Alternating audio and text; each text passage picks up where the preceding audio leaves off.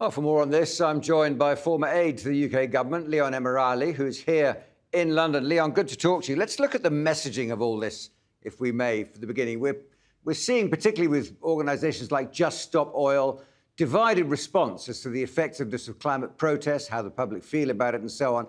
What about this Greenpeace action, hanging these black drapes over the Prime Minister's house? Do you think that's persuasive in pointing out potentially contradictory government policy?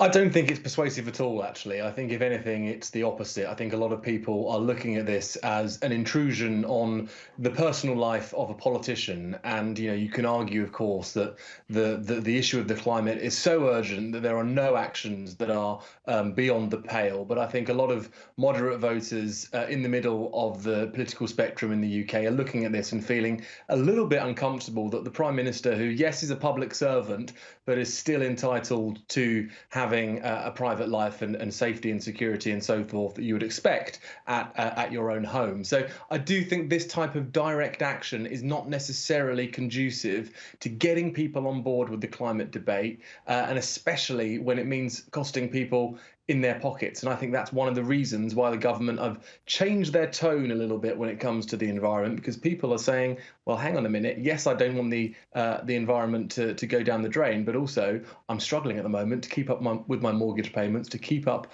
with the cost of living, and I can't be doing with extra costs on top of that. And I think that's behind this slight change of mind from the government.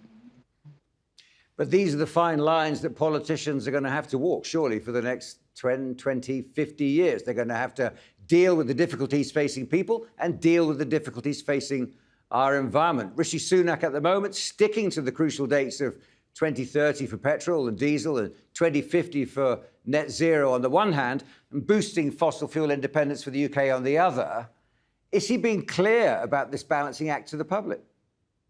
Well, I think this is one of the reasons why this is politically contentious, because there isn't a clear narrative. Is this a government that cares about the environment, or is this a government that cares about helping hardworking families with their general cost of living? And I think that because there isn't that clear narrative, people are confused. And I think this is exactly as you say, something that politicians have to grapple with. And I think in the UK right now, there is unanimous support for wanting to protect the environment, but not at the cost to their own household. For a company that I work for, PLMR, they conducted some polling that showed only 26% of people would be willing to pay higher taxes as a means of reaching net zero. And I think that is a real difficulty for the government, wanting to send their message that they're, number one, they are serious about the environment, but not at any cost. And I think this is why things are now changing. And, we are seeing a divergence from Rishi Sunak's government compared to perhaps Boris Johnson, who went before him. Boris Johnson was a committed environmentalist. It was something that was dear to him personally. I think Rishi Sunak is less minded about the environment, more minded about the economy, certainly in the short term. And we're now seeing that play out in terms of policy. And it does create a political conundrum, especially when you've got a general election possibly over the next sort of 12 to 16 months or so away. I suppose if we consider the twin forces of politics and science, some scientists say it's coming down to a debate between money spent now or money spent later. In other words, if we leave the situation for too long, it's going to be very expensive fighting off the effects of severe climate change if we haven't laid the groundwork now. Or we could spend the money now and really go hell for leather in a way that Boris Johnson signalled in part with renewables and electric cars and an infrastructure to support that, and spend money now and explain that and sell that to the general public. Because that's simply just too much wishful thinking.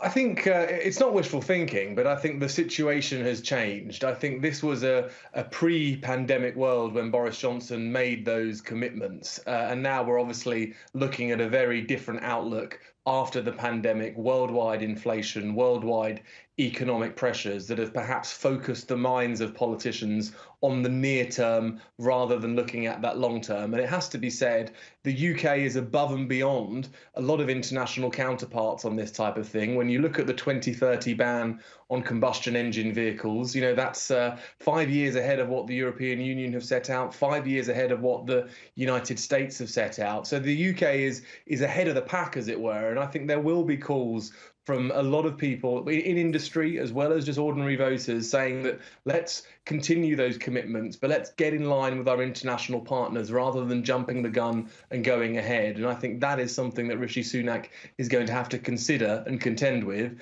as he looks at his strategy after the parliamentary recess and over the summer. Leon Emerali, pleasure talking to you. Thanks very much indeed for joining us.